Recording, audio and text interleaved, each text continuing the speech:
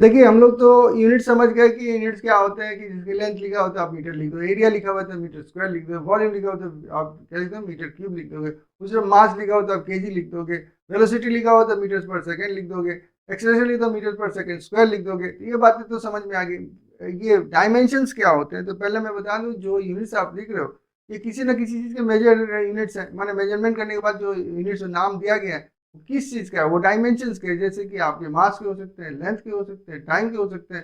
ऐसे ऐसा यूनिट्स में कितने डायमेंशन वाले यूनिट्स हैं, तो आपके 7 है, 2 नहीं है। कौन से? तो आपके सप्लीमेंट्री, ये यहाँ पे बेस यूनिट्स या फंडामेंटल यूनिट्स को नहीं पकड़ेंगे हम, रेडियन रेडियन छोड़ के बात करें तो 7 बनते हैं। सातों को हमने देखा, लेकिन बेसिकली ये याद रखिएगा, मैकेनिकल फिजिक्स जब पढ़ते हो तो उसमें बेसिकली 3 जो है बहुत इंपॉर्टेंट हो जाते हैं, जो कि एमके सिस्टम में यूज होते हैं। एमके सिस्टम कौन कौन से यूज होते हैं, तो एम के एस लिखा हुआ ना, तो metre, KG and second system कहा जाता है। तो मीटर किसकी यूनिट है, किस डायमेंशन की, लेंथ की, और केजी मास की, और एस टाइम की। तो हम उसको लेंथ के लिए एल यूज करते हैं कैपिटल, मास के लिए कैपिटल एम, एंड टाइम के लिए कैपिटल टी यूज करेंगे।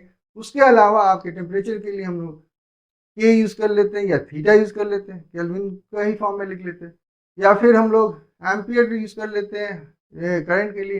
ये एक्स्ट्रा है, हमको बेसिकली जो चाहिए वो यही 3 है, बाकी जो हम जैसे जैसे आएगा मैं आपको बताते जाएंगे हम लोग। तो पहले तो समझिए क्या है डायमेंशन ऑफ फिजिकल क्वांटिटीज। तो जो भी क्वांटिटी हम लोग मेजर कर सकते हैं वो फिजिकल क्वांटिटी जिसमें डायमेंशन और यूनिट्स लिखा हुआ हो। तो देखिए ये all physical quantities represented by derived units. तो फिजिकल क्वांटिटीज हम लोग फंडामेंटल तो है ही, उसको हम लोग क्या करते हैं, जितने फिजिकल क्वांटिटीज वो हम लोग डिराइव यूनिट से निकालते हैं। और डिराइव यूनिट्स क्या बनते हैं, कैसे बनते हैं, कॉम्बिनेशन ऑफ 7 फंडामेंटल या बेस यूनिट्स बनते हैं। और ये 7 जो है इसको हम लोग कहते हैं, ये 7 डायमेंशंस कहते हैं इनको, ऑफ द फिजिकल वर्ल्ड। और उसको डिनोट करते हैं हम लोग स्क्वायर ब्रैकेट से डिनोट करते हैं, हम बताएंगे आपको। 10 हम लोग अगर लिखना है डायमेंशन लेंथ का, तो हम लोग लिखेंगे ऐसे, ऐसे करके एल लिख देंगे, मास के लिए लिखें तो ऐसे करके एम लिख देंगे, टाइम के लिए लिखें तो ऐसे करके टी लिख देंगे, and so on. Electric current लिखना होता है एम्पियर होता है ना, तो उसका तो ऐसे कर देंगे। थर्मोडायनेमिक टेम्परेचर लिखना तो केल्विन लिख देंगे, या फिर थीटा भी बहुत बार लिख देते हैं हम लोग, थीटा भी लिख देते हैं ऐसे करके। इसमें 2 बातें चलती हैं। उसके बाद ल्यूमिनेसेंस इंटेंसिटी है तो सी डी लिख देंगे, आपका अमाउंट ऑफ सब्सटेंस है तो मोल लिख देंगे। तो ये जो अमाउंट ऑफ सब्सटेंस है ये केमिस्ट्री में ज़्यादा आता है, यहाँ पे नहीं आता फिजिक्स में। और ल्यूमिनेस इंटेंसिटी का जरूरत ही नहीं पड़ता है। तो ये 2 आपके निकल गए, बचे आपके 5। तो ये 5 आपके उसमें, जिसमें कि ये ज़्यादा इंपॉर्टेंट है मैकेनिकल फिजिक्स में। और कुछ हद तक आप हीट चैप्टर में जाओगे तो आपका ये हीट का यूनिट लग जाता है डायमेंशन। और क्लास 12 के जब पार्ट में जाओगे तो वहाँ पे आपका इलेक्ट्रिक करंट का डायमेंशन भी लगता है। तो हम लोग क्या देखते हैं, dimension of physical quantities are the powers और exponents to which the base quantities are raised to represent. अब जैसे मान लीजिए कि हमको एरिया बताना है, और कहा गया कि एरिया का आप बताइए क्या, डायमेंशन बताइए। तो आप जानते हो कि इसके क्या होता है, लेंथ को हम लोग कितनी बार करते हैं, 3 बार करते हैं, तो 3 पावर हो जाएगा उसका, ठीक है। आप अगर एक्सेलरेशन का खोजना चाहते हो, तो एक्सेलरेशन का अगर खोजना चाहते हो तो कैसे खोजोगे एक्सेलरेशन का, तो उसके लिए आप क्या लिखोगे, मीटर पर सेकंड स्क्वायर होता है, यानी कि आपका मीटर हो गया लेंथ का 1 यूनिट, और सेकंड माने टाइम का हो गया, और वो -2 नीचे जाता है, तो -2। इस डायमेंशन हम लोग लिख देंगे। स्क्वायर ब्रैकेट लिखना बहुत जरूरी हो जाता है जब हम लोग डायमेंशन को डील करते हैं मैकेनिक्स में। याद रखिएगा ये तीनों बहुत इंपॉर्टेंट जो है, मैं बार बार कह रहा हूँ आपको। नेक्स्ट क्वेश्चन अटेम्प्ट करते हैं, ये 2022 का है, और इसमें पूछ रहा है कि ये डायमेंशन दिया हुआ ये किसका है, इलेक्ट्रिक परमेबिलिटी का है, परमिटिविटी का है, या मैग्नेटिक फ्लक्स का है, या सेल्फ इंडक्टेंस का है, या मैग्नेटिक परमिएबिलिटी का है। तो ये देखिए एक्चुअली पूरे जो सेक्शन है ये आपके first 8 chapters of class, first 7 chapters of class 12 जो है उसमें आता है। तो एक मैं दिखा देता हूँ, देखिए ऐसे देखने से तो सबको देखना पड़ेगा, देखने की जरूरत नहीं पड़ेगी, मैं बता रहा आंसर यहाँ पे बता दे रहा हूँ, ताकि जब पढ़िएगा चैप्टर तो आपको क्लियर हो सके कॉन्सेप्ट। ऐसे इलेक्ट्रिक परमेबिलिटी जैसे एग्जाम्पल मैं लेता हूँ, ठीक है। तो होता है force is equal to electric force, equal 1/4 pi epsilon naught into Q square upon R square. तो आपको एप्सिलॉन नॉट खोजना है, तो epsilon naught is equal to क्या हो जाएगा, तो आपका 1/FE नीचे आ जाएगा। 4 पाई जो है आपका ये क्या है, ये तो कांस्टेंट है और ये चार्ज है, कूलम है, ठीक है। तो मैं लिख नहीं रहा हूँ, समझा रहा हूँ, Q square upon R square. अब सबके आप यूनिट्स और उसके डायमेंशन लिखो तो आपको इलेक्ट्रिक परमिटिविटी का आपका डायमेंशन मिलेगा, उसी तरह इलेक्ट्रिक मैग्नेटिक फ्लक्स का मिलेगा, उसी तरह आपका सेल्फ इंडक्टेंस का मिलेगा। ये सारे के सारे चैप्टर्स आप पढ़ेंगे, हम पढ़ाएंगे, 28 चैप्टर्स हमको पढ़ाने हैं, तो सबकी चीज़ों को मैं वहाँ पे डिस्कस करूँगा डिटेल में। अभी जो आगे के काम में जो हमारे हैं वो है कि मैग्नेटिक परमिएबिलिटी आपको बताता हूँ। मैग्नेटिक परमिएबिलिटी का मतलब क्या है कि देखिए कुछ कुछ ऐसे मटेरियल्स हैं जो कि परमिशन देते हैं कि आप ग्रो कर सकते हो अपना मैग्नेटिज्म, मैग्नेटिक फील्ड। तो उनको हम लोग उस वो जो ग्रो करने देते हैं, जैसे आयरन है, आयरन आप आयरन सॉफ्ट आयरन बार डाल देते हो किसमें, आप सोलेनॉइड में, तो इलेक्ट्रिक फील्ड की स्ट्रेंथ बढ़ जाती है। उसी को हम कहते हैं मैग्नेटिक परमिएबिलिटी, उसको म्यू से डिनोट करते हैं। और होता क्या है, ability of magnetic material to support magnetic field development. ठीक है। अब इसका जो अब डायमेंशन कैसे निकालेंगे, तो पहले तो हमको जानना पड़ेगा ये कैसे निकालते हैं। तो ये actually the force upon electric current square कर सकते हो, या ए स्क्वायर लिख देते हैं, एम्पियर स्क्वायर लिख देते हैं। फोर्स का क्या होता है आपका जानते हो, मास इंटू एक्सीलरेशन होता है। एक्सीलरेशन का क्या होता है फिर आप जानते हो कि वो होता है क्या, वो होता है लेंथ अपॉन टाइम स्क्वायर होता है, ठीक है। और ये तो एम्पियर स्क्वायर पहले से। अब इसको यूनिट फॉर्म में लिखेंगे, इसमें लिखेंगे, डायमेंशन फॉर्म है तो डायमेंशन फॉर्म में लिखते हैं। मास के लिए आप क्या लिखोगे, एम लिखोगे। लेंथ के लिए आप क्या लिखोगे, एल लिखोगे। टाइम के लिए क्या लिखोगे, टी लिखोगे, और नीचे डिनोमिनेटर है तो ऊपर जाएगा तो -2 बनेगा। ए के लिए मैंने इलेक्ट्रिक करंट के लिए क्या लिखा, एम्पियर के लिए, वो आप ऊपर ले जाओ तो -2 करोगे। तो ये जिसका होगा उसका आंसर आपका राइट होगा। तो देखिए ये बनता है इससे, तो यही है आपका आंसर, डायमेंशन डी ऑप्शन आपका राइट होता है। मैग्नेटिक परमेबिलिटी जो है ये यूनिट डायमेंशन है। अब चलिए हम लोग एक क्वेश्चन करते हैं जो कि 2021 का PYQ है।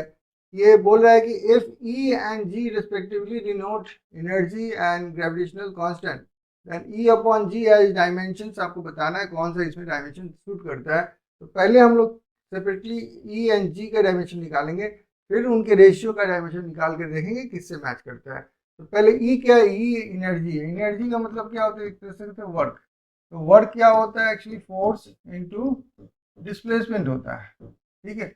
अब उसका तो एनर्जी क्या, फोर्स का क्या होता है, मास इनटू एक्सेलरेशन होता है, और डिस्प्लेसमेंट वन लेंथ हो गया।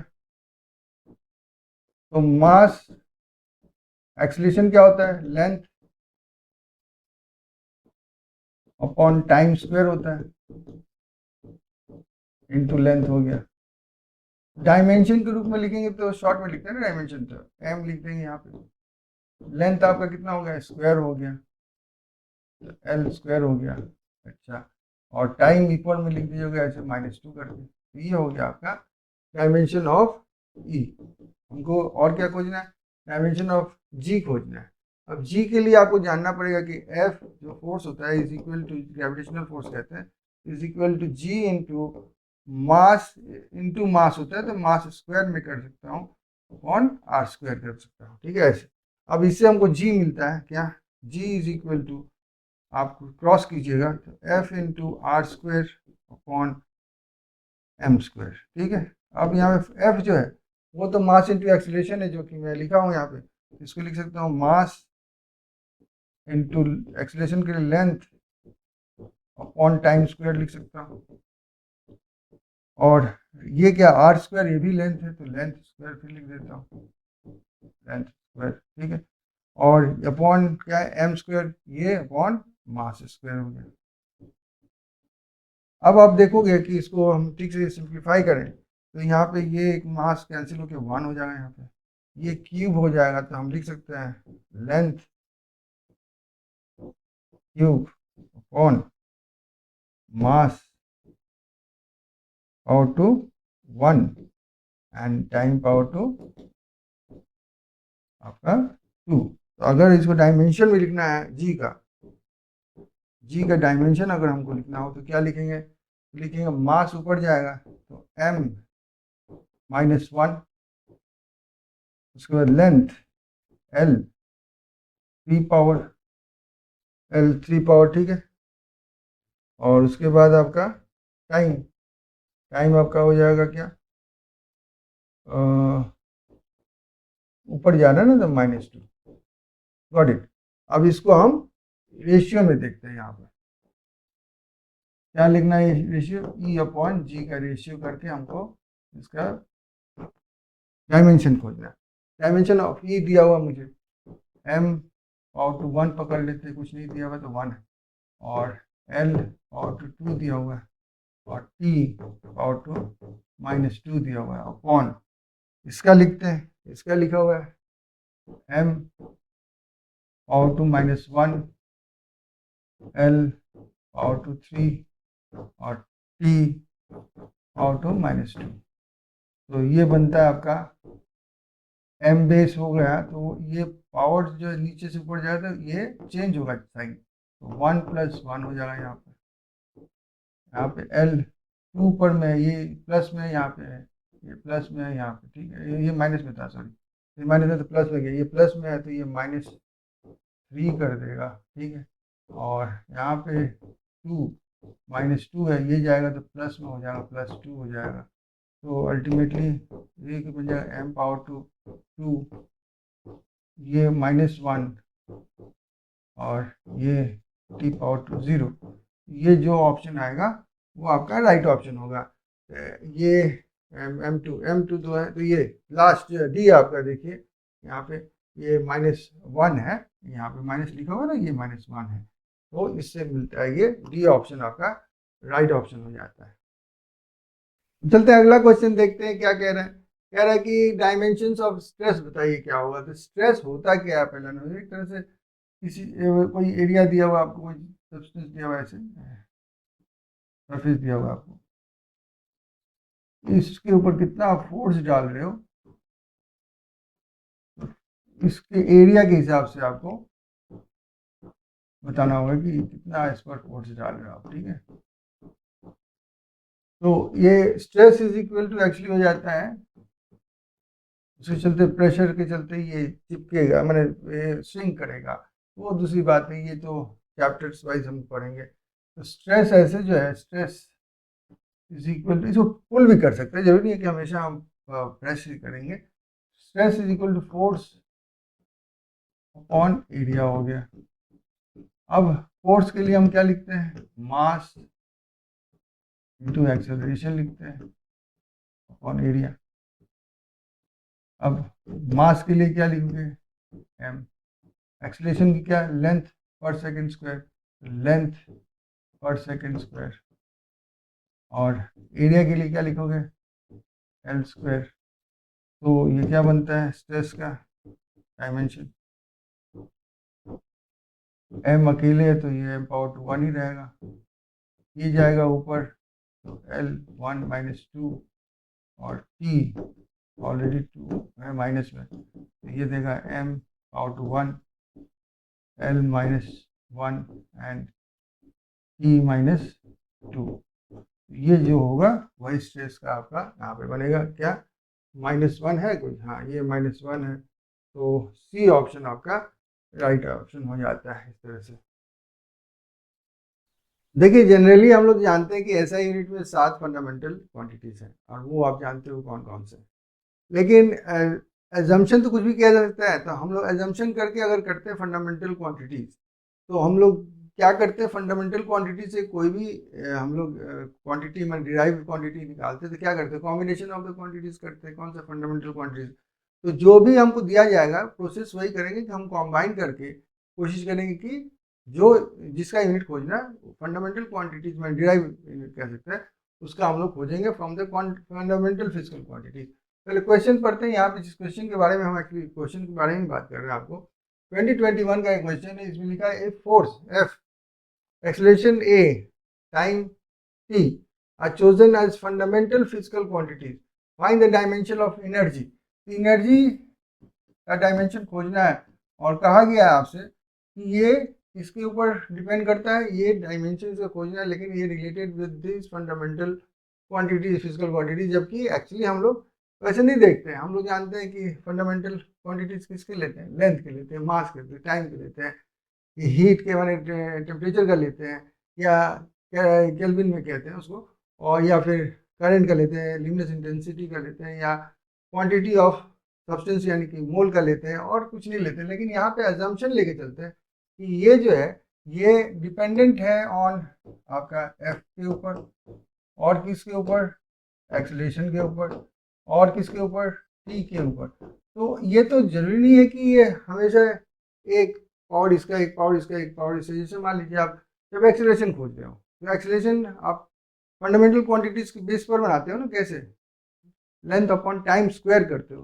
तो टी स्क्वायर लिखते हो, t-2 लिखते हो एक्चुअली, तो पावर में कुछ लिखते हो ना, और लेंथ के लिए l और 1 लिखते हो। तो वहाँ पे नहीं पता है मुझे कि यहाँ पे पावर क्या देंगे, 1 लिखना है, -2 लिखना है, +2 लिखना है, 5 लिखना है, 3 लिखना है। तो हम यहाँ पे क्या करते हैं, x, y और z नाम दे देते हैं उस पावर का, और ये प्रोपोर्शनलिटी ऐसे दे देते हैं कि इसी से ये बनेगा, ये क्या आपका एनर्जी का ये डायमेंशन। अब एनर्जी का डायमेंशन तो आप जानते हो क्या है, energy means what, work done. Work done के लिए मतलब क्या होगा, फोर्स इनटू डिस्टेंस। फोर्स का क्या होगा, फोर्स इनटू डिस्टेंस क्या होगा, फोर्स मास m, ठीक है। उसके बाद आपका L अपॉन t-2 और इनटू डिस्टेंस करोगे तो ये बनेगा आपका। ये हो गया आपका unit of dimension of, actually dimension हो गया आपका किसका, ये हो गया आपका ई का। अब एफ का अलग अलग बताइए, इसका क्या होगा। इसका जो होगा एफ का होगा मास इनटू एक्सेलरेशन, मास यानी एम। इसको मैं अभी एक काम करता हूँ, स्क्वायर जो दे रहा हूँ सबके लिए मिला के दे रहा हूँ समझाने के लिए, ताकि ग्रुपिंग कर सकूँ बाद में। चलिए एम इसका है, उसके बाद mass into acceleration, length on time square का एक्स पावर, ठीक है। उसी तरह से ये क्या है, एक्सेलरेशन का अलग से, तो एक्सेलरेशन क्या होता है, तो एल अपॉन t-2 का वाई ले लीजिए। उसके बाद क्या है, टाइम, टाइम का तो टी ही लिखोगे आप, टी का आप जेड ले लेते हो।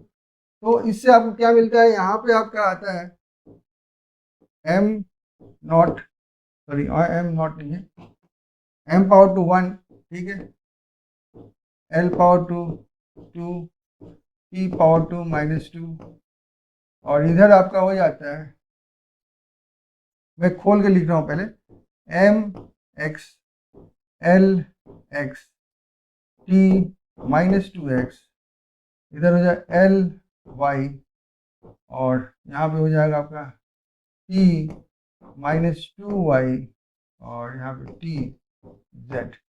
अब इसको और सिंप्लीफाई करें तो ये हो गया m1 t2 t-L2 t-2 is equal to m अकेले है, ठीक है, m x। उसके बाद ये l देखिए दो जगह l है, तो दोनों को आपको एक जगह लाना पड़ेगा, l x + y। उसका t आपके कितने, 3 जगह है, तो आप लिखोगे t -2x -2y + z, ये t का हो गया।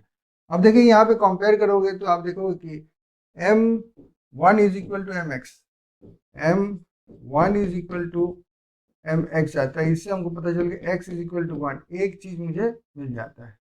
अब देखिए मैं इसको कंपेयर करता हूँ l को, तो मैं देख रहा हूँ कि लिखा हुआ है कि L2 = L x plus Y, यानी कि मैं लिख सकता हूँ कि X plus Y is equal to 2 होगा।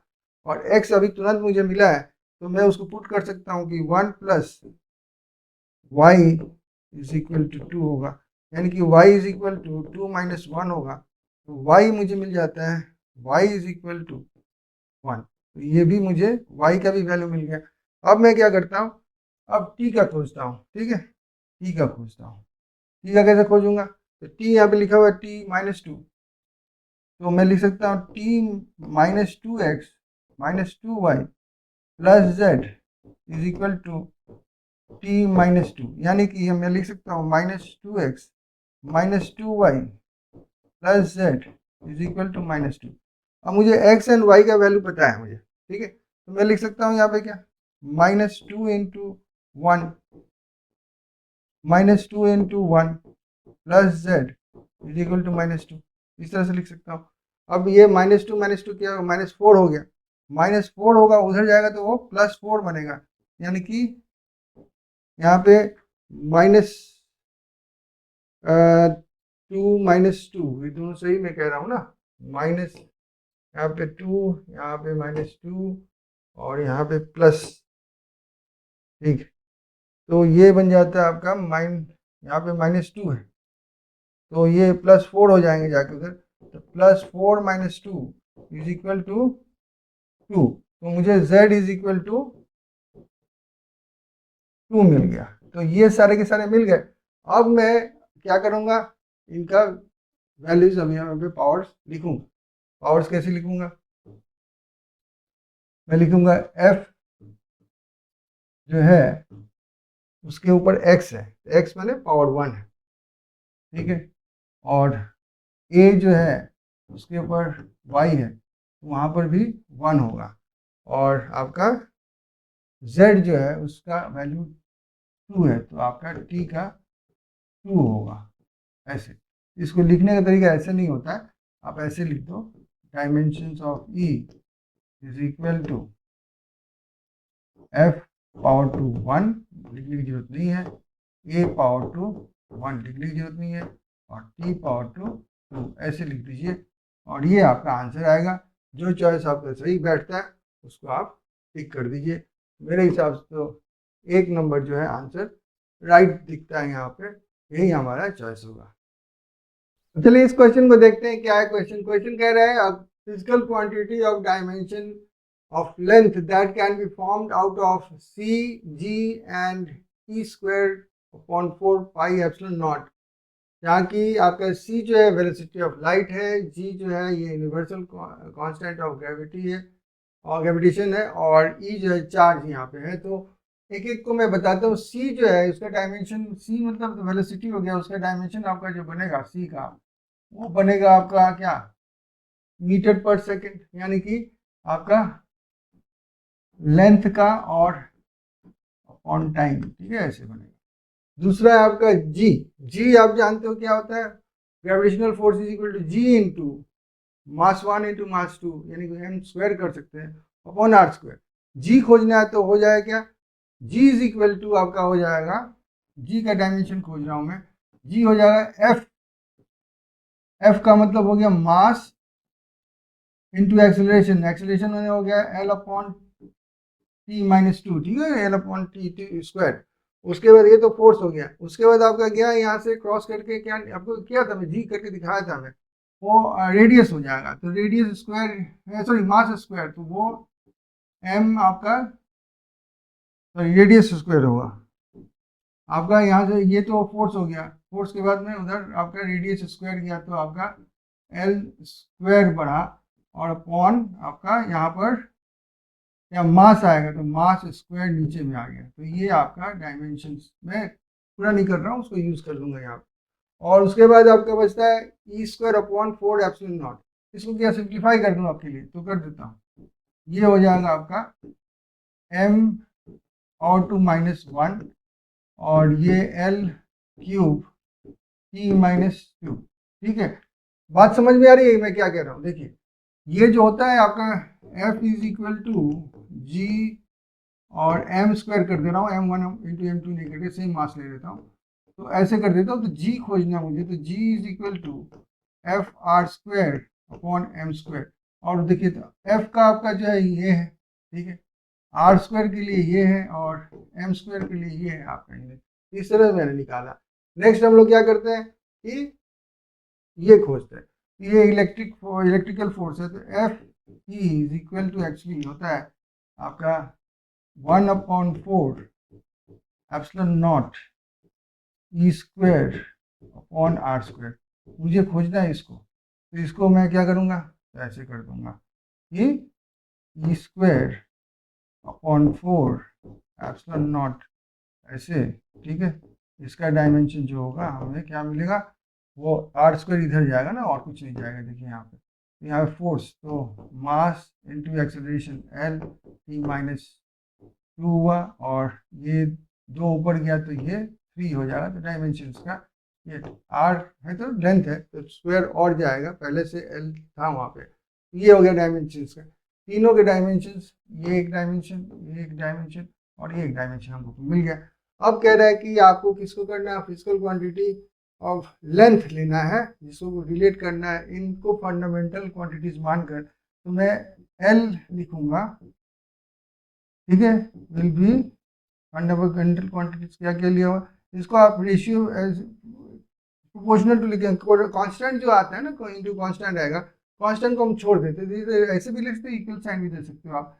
तो यहाँ पे आपको लिखना है सी, तो एक्स लीजिए, इसको आप क्या लिखोगे, जी, तो वाई कर दो इसको, और उसके बाद E square upon 4 pi epsilon naught, उसको आप जेड कर दो, ठीक है। अब इसको हम सॉल्व करते हैं यहाँ पे, तो देखते हैं क्या है, एल और टू 1 है एक्चुअली, यहाँ पे कुछ नहीं है तो 1 है। तो पहले हम सी का लेते हैं, इज इक्वल टू सी का है आपका एल टी माइनस 1, उसके बाद उसमें एक्स पावर देना है आपको। नेक्स्ट जी का वो है आपका एम पावर टू माइनस 1 और L power to 3 E power to minus 2। Next इसका वाई देना पड़ेगा आपको, ठीक है। उसके बाद आ जाता है आपका ई स्क्वायर, ये वाला E square on 4 pi epsilon naught, उसके लिखोगे आप एम एल 3 टी माइनस 2 और यहाँ पे पावर आपका टी है, तो इसी ने इसको जेड कर देते हैं, जेड जेड, ठीक है। ए बी सी नहीं लिखा ना, एक्स वाई जेड, ठीक है। अब चलते हैं इसको और थोड़ा सिंप्लीफाई करते हैं, तो एल पावर टू 1 है और यहाँ पे एम कितने हैं, तो एम आपका power to M power to minus 1 है इंटू वाई, तो माइनस वाई हो गया, और यहाँ पे प्लस 1 है, यहाँ पे प्लस 1 है इंटू जेड, तो एम प्लस जेड हो गया, ऐसे हो गया। उसके बाद आपका एम का तो हो गया, उसके बाद आप एल का देखिए, एल आपका यहाँ पे एल एक्स है, यहाँ पे एल प्लस 3 वाई है प्लस 3 जेड है, ठीक है। उसके बाद आपका क्या आता है, उसके बाद आता है आपका टी, टी में क्या है आपके पास, टी माइनस एक्स है, माइनस 2 वाई है, माइनस 2 जेड है, ठीक है। अब देखिए यहाँ पे तो खाली एल इज इक्वल टू 1 दिया हुआ है, एल पावर टू 1 दिया हुआ है, तो एल का ही केवल मैंने, बाकी क्या है यहाँ पे, क्या है एम पावर टू, जिसको मैं और थोड़ा सिंप्लीफाई कर देता हूँ, यहाँ पे लिखा हुआ है M power to 0 L power to 1 T power to 0, ऐसे लिखा हुआ है, इज इक्वल टू, ऐसे लिखा हुआ है एम वाई प्लस जेड, उसके बाद L X plus 3 Y plus 3 Z, और यहाँ पे लिखा हुआ है T minus X minus 2 Y minus 2 Z. अब हम लोग कौन सा सबसे इजीली खोज सकते हैं, देखिए कोई भी खोजते हैं, पहले पहले हम देखते हैं इसको एम को, तो minus Y plus Z is equal to 0 हो जाएगा। यहाँ पे एक रिलेशन हमको, एक इक्वेशन मिलता है। दूसरा लेते हैं तो क्या मिलता है मुझे, X plus 3 Y plus 3 Z, ठीक है, इज इक्वल टू 1 लिखेंगे हम इसके लिए, और उसके लिए लिखेंगे minus X minus 2 Y -2z is equal to 0t के लिए। इसको सिंप्लीफाई कर लेते हैं पहले, तो ये हो जाएगा आपका y plus z is equal to 1, और यहाँ पे दिया हुआ है आपका -y plus z is equal to 0। इससे हमको क्या मिलता है, 2z इज इक्वल टू 1, यानी कि z इज इक्वल टू मुझे हाफ मिल गया, एक वैल्यू मुझे मिल गया है z का वैल्यू। ठीक है, अब मैं इसको यूज़ कर सकता हूँ यहाँ पे पुट करके, हो सकता हूँ कि -y plus half is equal to 0, उस तरफ ले जाते तो y इज इक्वल टू उधर ले गया तो मेरा हाफ हो गया, y भी मुझे मिल गया। तो मुझे z एंड y मिल गया, मुझे x खोजना है। x किसी में पुट कर दूंगा, निकल जाएगा कैसे, मैं इसको लेता हूँ,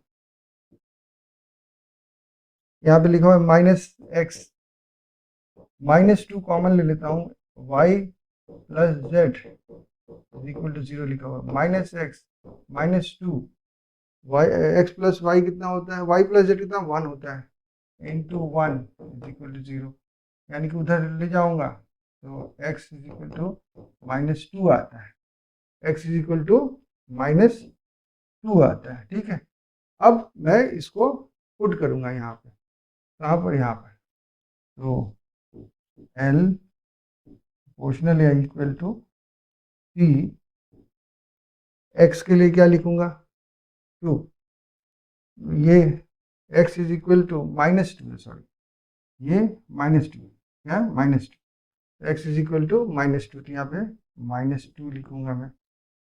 g क्या लिखूंगा, g के लिए y इज इक्वल टू कितना है, हाफ है, और उसके बाद e² / 4 नॉट के लिए क्या लिखूंगा, z वो भी हाफ है। हाफ का मतलब स्क्वायर रूट होता है ये, ठीक है ना, हाफ के मतलब हम स्क्वायर ऐसे लिखा जा सकता है, कोई टेंशन नहीं है। तो मैं यहाँ पे कर देता हूँ,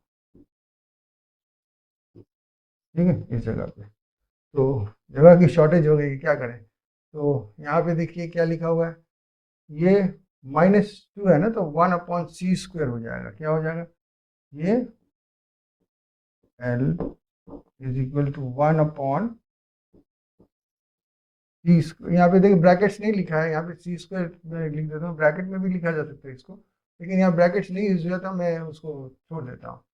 ठीक है, उसके बाद है, मुझे लग रहा है ये 3 में से ये तो है ही नहीं, ऑफ हो गया। उसके बाद g जो है रूट में जा रहा है, तो ब्रैकेट में ये दोनों रूट में हाफ पावर हो रहे ना, तो g लिख दिया मैं, और यहाँ पे e²/4πε0 का पावर हाफ ऐसे लिख देता हूँ। तो ये आपका डी ऑप्शन राइट हो जाता है, इस तरह से आपका ये डी ऑप्शन राइट होता है। ठीक है, देखिए एक ही चीज़ है ना, इस तरह से हम लोग इसको निकालते हैं।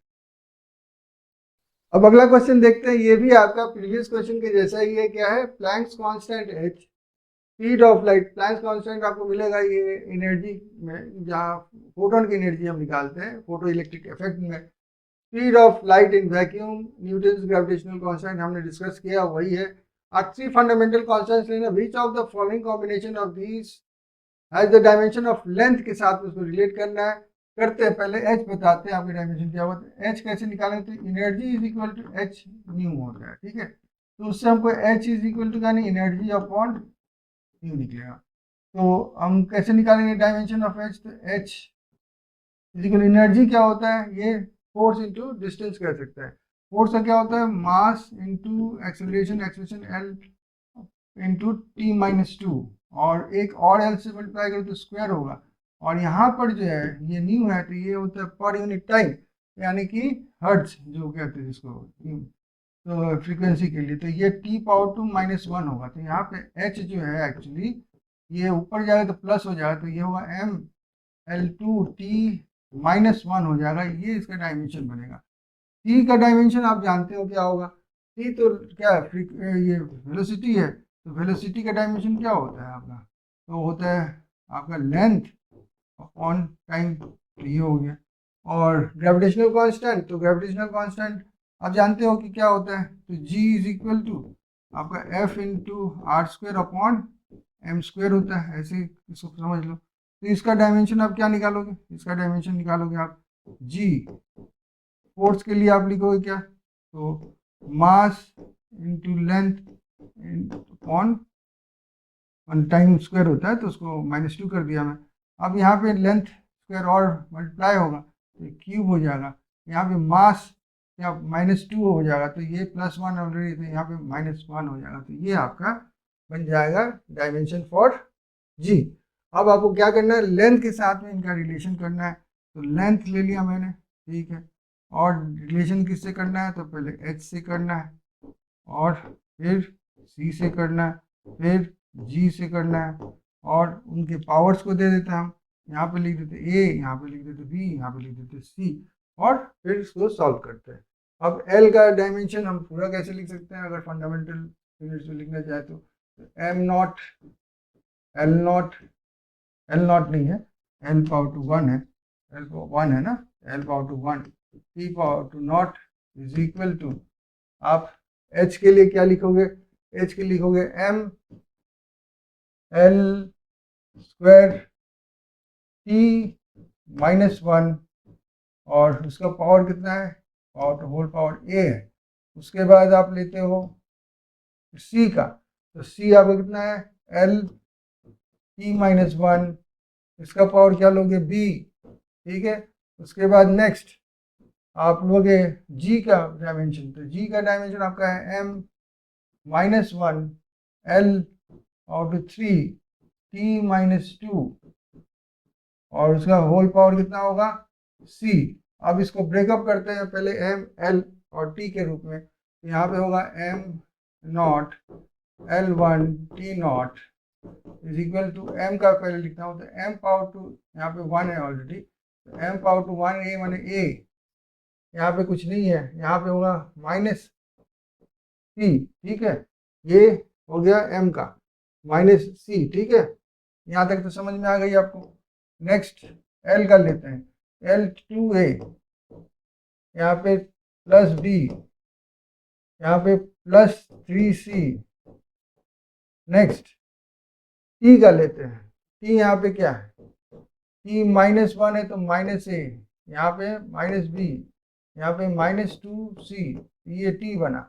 अब इसे हम रिलेट कर सकते हैं, किसी का भी रिलेशन कर सकते हैं, पहले हम इसका देखते हैं, तो m nought is equal to m a -c, यानी कि a -c is equal to 0, यानी कि a is equal to c मुझे मिला, पहला तो ये मुझे मिला रिलेशन। अब हम क्या कर सकते हैं, इन दोनों को ले लेते हैं, ठीक है ना, इन दोनों को लेते हैं, क्या होता है देखें, तो ये जो है ये बराबर 1 है, तो 2a + b + 3c is equal to 1, और ये बराबर 0 होगा, तो -a -b -2c is equal to 0। अब यहाँ पे जो है आपका ये कट जाता है, तो यहाँ पर आप लिख सकते हो कि ये -a है, ये हाँ माइनस ये b हो गया, ठीक है, प्लस है, और ये माइनस, ठीक है, कट गया। आपका यहाँ पे बचता है क्या आपका, तो यहाँ पे a + c is equal to 1, और यहाँ पे a is equal to c लिखा हुआ है, तो आप a के बदले में चाहे c के बदले में, चलिए हम c के बदले में a लिख देते हैं, तो ऐसे हो जाता है c, यानी कि 2a c नहीं सॉरी इज इक्वल टू 1, तो 2a इज इक्वल टू 1, और a is equal to half निकल के आता है। a is equal to half हुआ, उस तरह से हम समझ आएंगे c is also equal to half, तो दो बातें हमको पता चल गई, a एंड c की वैल्यू। अब b की वैल्यू खोजने किसी में भी पुट करेंगे तो हमको b का वैल्यू मिल जाएगा। हम चलते हैं ये वाला लेते हैं, इसमें करते हैं कि 2a + b + 3c is equal to, यहाँ पे 1 होगा, 2a 2 इंटू हाफ, ठीक है, a तो वैल्यू हाफ है, + b + 3 into half is equal to आपका 1, ये दोनों कट गए, तो कटने के बाद में यहाँ पे 3/2, यहाँ पे 1, तो ये हो गया आपका 1 + 3/2 plus B is equal to 1। मैं उनको उधर ले जाता हूँ, तो b is equal to 1 cancel कर दीजिए, ये हो जाएगा माइनस 3/2 ऐसे हो जाएगा। ठीक है, बात समझ आ रही है? ये 1 तो कैंसिल हो गया, और इधर ले जाते हो आप 3/2 को, तो माइनस साइन में हो जाता है। ये सारे के सारे वैल्यूज हमें मिल जाते हैं। अब इसको मैं यूज करूंगा यहाँ पर। ठीक है, अब देखता हूँ एल का जो है बनता है क्या, is equal to H A है ना, ए कितना है आपका, हाफ हाफ। उसके बाद सी का बी कितना है, बी आपका -3/2। ये सी और इस सी को अलग रखिएगा, ये आपका स्पीड ऑफ लाइट है, ये मेरा अजम्पशन सी है। ठीक है, पावर्स में हम एक्स वाई जेड लेते तो अच्छा होता है, कोई फर्क नहीं पड़ता, उससे आंसर में कुछ फर्क नहीं पड़ेगा। आप समझने में गलत मत कीजिएगा कि सी और यहाँ पे भी एक सी है, दो सी बराबर, ऐसा नहीं है। उसके बाद आपको लिखना है यहाँ पे जी, दोनों इंटरैक्ट ही नहीं किए हैं, आपको डर की बात नहीं है वैसे। तो यहाँ पे क्या है, सी के वैल्यू खोजना है। सी क्या है आपका, आपको सी मिला है जो, वो भी हाफ है, तो वो हाफ था। अब इसको आप सिंप्लीफाई कीजिए, तो देखिए ये जो है आपका नीचे चला जाएगा, तो इसको हम लिख सकते हैं ऐसे, सब वैसे लिख सकते हैं एच, इसमें ब्रैकेट्स लिखने की जरूरत नहीं है, तो मैंने नहीं लिख रहा हूँ, तो ऐसे हाफ लिखा हुआ है, नहीं लिखा हुआ है ब्रैकेट्स, इसलिए मैं नहीं लिख रहा हूँ। और यहाँ पर आपका 1/3/2 हो जाएगा, और ये जो है आपका जी हाफ हो जाएगा। और यहाँ पे आप ऐसे कर सकते हो कि एल इज इक्वल टू, ये दोनों जो है आप रूट में लिख दो, तो रूट एच जी हो जाता है, नीचे में ये सी 3/2 आ जाता है। ऐसा कोई आंसर है आपके पास में, चेक कर लेता हूँ। तो देखिए मेरा ये सी ऑप्शन राइट हो जाता है यहाँ पे। इस तरह से हम लोग इसको सॉल्व करते हैं। नेक्स्ट क्वेश्चन देखते हैं, क्या क्वेश्चन, क्वेश्चन ये 2015 का कह रहा है कि if energy E, velocity v, time t are chosen as fundamental quantities, the dimensional formula of surface tension will be कितना। तो पहला नंबर तो आपको सरफेस टेंशन समझाना पड़ेगा। सरफेस टेंशन क्या होता है, सरफेस टेंशन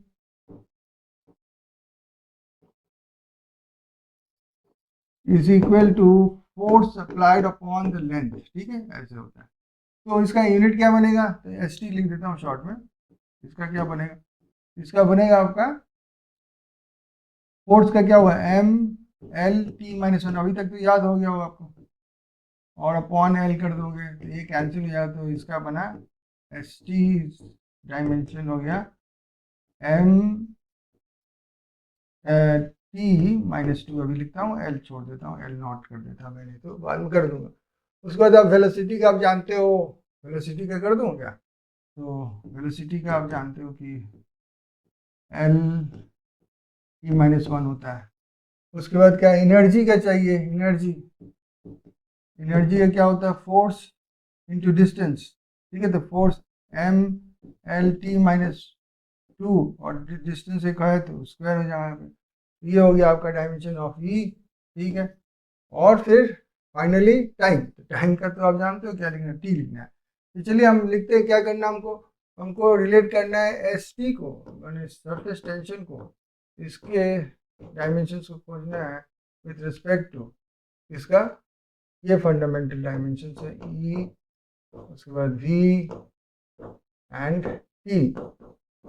ठीक है, तो इसको मैं ले लेता हूँ एक्स, इसको ले लेता हूँ वाई, इसको ले लेता हूँ जेड।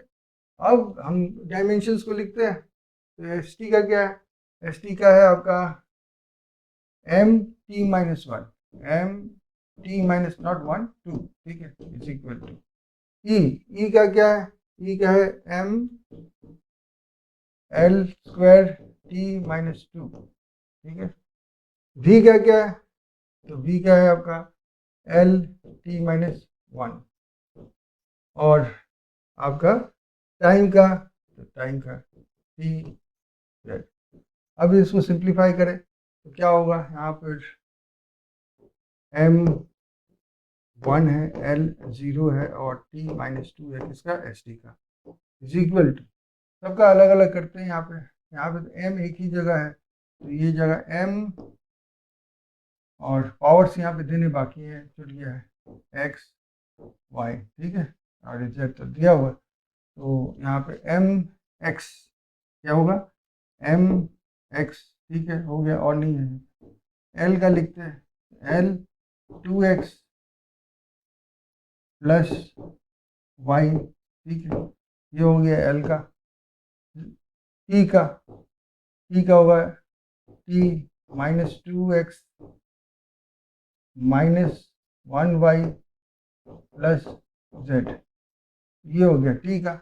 अब रिलेट करते हैं, तो पहले तो इसको निकाल लेते हैं। तो देखिए x इज इक्वल टू 1 निकल जाएगा सीधा, क्योंकि m1 is equal to mx।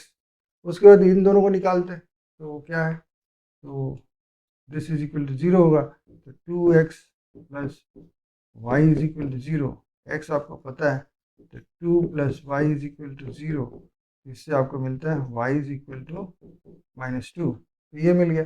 अब आपको z खोजना है, तो z कैसे खोजोगे, तो इसको एक काम करो, तो लिखो आप -2x -y plus z is equal to, यहाँ पे -2 है, -2, आपका x वैल्यू कितना 1 है, तो ये -2 ही रहेगा, माइनस y आपका -2 है, z खोजना है आपको -2, ये प्लस हो जाएगा, ये दोनों कैंसिल आउट हो जाएगा, तो z इज इक्वल टू -2, ये मिला आपको, ये मिला आपको, और इसको आप रिलेट कीजिए। आप कैसे रिलेट करोगे, करते हैं, यहाँ पे आप लिखोगे एस टी का डायमेंशन विथ रिस्पेक्ट टू, आप किसका खोजोगे, ई, और क्या लिखोगे वहाँ पे, ई के लिए लिखोगे एक्स, एक्स का वैल्यू 1, एक्स का वैल्यू 1, ठीक है। उसके बाद आप क्या लिखोगे, आप लिखोगे इसका v, v का y, y -2, v का वैल्यू आप लिखोगे -2, ठीक है। और उसके बाद t, t का z, t का लिखोगे आप -2, ठीक है, v -2 है। तो आप इस तरह से छोड़ दो, और जैसे दिया रहेगा आपके क्वेश्चन में आंसर में, उस तरह से आपको सजा देना होगा। इसको मैं सजा देता हूँ, तो एस टी का डायमेंशन जो होगा with respect to this fundamental quantity, वो बनेगा ई वी -2 टी -2, और ये जहाँ में होगा वही आपका राइट आंसर होगा। देखें, E V -2 T -2, B option आपका राइट ऑप्शन हो जाता है।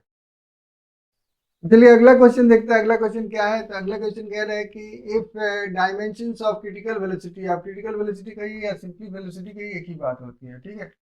Dimension of critical velocity of a liquid flowing through a tube are expressed as Vc is proportional to eta x rho y and r z, where eta, rho and r are the coefficients of viscosity of liquid, the density of liquid and radius of the tube respectively, then the values of x y z खोजना है। तो हम लोग जिस अभी लिख रहे थे उसी तरह से लिखते, ये जो है वेलोसिटी, तो v कर देता हूँ मैं, इसका डायमेंशन विथ रेस्पेक्ट टू, तो इक्वल साइन देता हूँ, इसको प्रोपोर्शनल हटाकर सुविधा होगी मेरे लिए, ईटा पावर टू एक्स ऐसे कर देता हूँ, रो पावर टू वाई ऐसे कर देता हूँ, और आर पावर टू जेड ऐसे कर देता हूँ। पहले तो मैं आपको ईटा समझाता हूँ क्या है। देखिए कि एक फ्लोर है, फ्लोर मैं एरिया भी बता दे रहा हूँ, ऐसे एक फ्लोर है आपका, फ्लो ऑफ सम एरिया, ठीक है, एरिया ए, इसके ऊपर अब 3D में दिखा नहीं सकता इसलिए पहले फ्लोर बना दिया। इसके ऊपर वाटर है, ठीक है, वाटर है ऊपर में ऐसे हाइट, ठीक है, हाइट में बता रहा हूँ, फ्लोर पर नहीं, फ्लोर पर तो है ही, उसके बाद हाइट पे है। तो आप देखो ये फ्लो करता है विस्कोसिटी के हिसाब से, जो गाढ़ा चीज स्लो फ्लो करता है, जो गाढ़ा कम होता है ज़्यादा फ्लो करता है। यहाँ पे वेलोसिटी ज़्यादा होगी, यहाँ पे वेलोसिटी आपकी कम होगी, और ये डिपेंड करता है डिस्टेंस के ऊपर, तो एक्स से रिलेटेड हो जाता है। तो एक्चुअली ये जो विस्कोसिटी वाला जो फोर्स है इज इक्वल टू हो जाता है eta into area of the surface जहाँ पे फ्लो कर रहा है, इंटू ये कह सकते हैं कि velocity change in distance above the surface, ऐसे हो जाता है। तो आपका ईटा का क्या बन जाता है फॉर्मूला, फिर ईटा का बन जाता है आपका एफ इंटू डी एक्स को एक्स कर देते हैं यहाँ पर समझाने के लिए, हमको यूनिट चाहिए, और ए नीचे आएगा और वी डी वी को हम वी कर देते हैं। तो आपका डायमेंशन जो बनता है ईटा का वो बनता है आपका एफ का बनेगा M L T minus two, X का एल 1, यहाँ पे 1, यहाँ पे ए का 2, ठीक है, और इसका होगा L power to 1 T minus 1। एक तो ऐसे काट सकते हैं यहाँ पे, तो यहाँ पे आपका हो जाएगा ईटा का जो डायमेंशन होगा वो होगा एम पावर टू 1, एल यहाँ पे -1 हो जाएगा, और ये जाके प्लस होगा तो यहाँ पे भी टी -1 हो जाएगा। ये बन गया आपका डायमेंशन फॉर ईटा। रो का जानते हो, डेंसिटी का आप जानते हो, density is what, mass over volume. क्या होता है, मास ओवर वॉल्यूम। तो मास का आप क्या लिखोगे, एम ओवर वॉल्यूम, वॉल्यूम बने L-3। इस तरह से आपका रो का मिल गया। और रेडियस का तो आप जानते हो, रेडियस का क्या होगा, ये डायमेंशन, तो वो तो L ही होगा ना, क्योंकि वो तो लेंथ है। ये सारे यहाँ पे हम पुट करेंगे। क्या लिखेंगे यहाँ पे, वेलोसिटी का पहले क्या लिखेंगे, यहाँ पे लिखेंगे L-T-1 इज इक्वल टू एटा, एटा का क्या लिखेंगे, कौन सा लिखेंगे, m power to 1 L power to -1 T power to -1 और पावर टू x होल। उसके बाद रो के लिए क्या लिखेंगे, तो m मास ओवर वॉल्यूम, ठीक है, और उसका पावर y, ठीक है, और नेक्स्ट है आपका r के लिए l लिखोगे और उसका पावर z दोगे। अब इसको थोड़ा सिंप्लीफाई करते हैं, तो यहाँ पे आपका दिया हुआ है क्या, m0 L1, इसको ऐसे लिख सकते हैं T-1 इज इक्वल टू, इसको और सिंप्लीफाई करते हैं, m यहाँ पे है, यहाँ पे है, तो ये हो जाएगा m power to x 1 into X, m power to यहाँ पे 1 है तो y प्लस y, तो ये हो गया m। और उसके बाद है आपका l, l यहाँ पे -x आता है, यहाँ पे -3y आएगा, और यहाँ प्लस z आएगा। नेक्स्ट आपका t का देखेंगे, तो t का क्या होगा, तो t यहाँ पे आपका -x आएगा, और है ही नहीं आपका t, तो बस इतना ही होगा। अब एक एक करके हम निकाल दे, देखिए हम t निकालते तो x निकल जाता है, यहाँ पे -x इज इक्वल टू -1, तो x इज इक्वल टू 1, एक तो वैल्यू हमको मिल गया इजीली। अब हम खोजते हैं ये वाला, सेकेंड वाला कर लेते हैं, क्या x plus Y is equal to 0 होगा, x plus Y is equal to 0, x आपका 1 है इज इक्वल टू 0, तो y इज इक्वल टू -1 आपका आ जाता है, तो सेकेंड वैल्यू हमको मिल जाता है इस तरह से।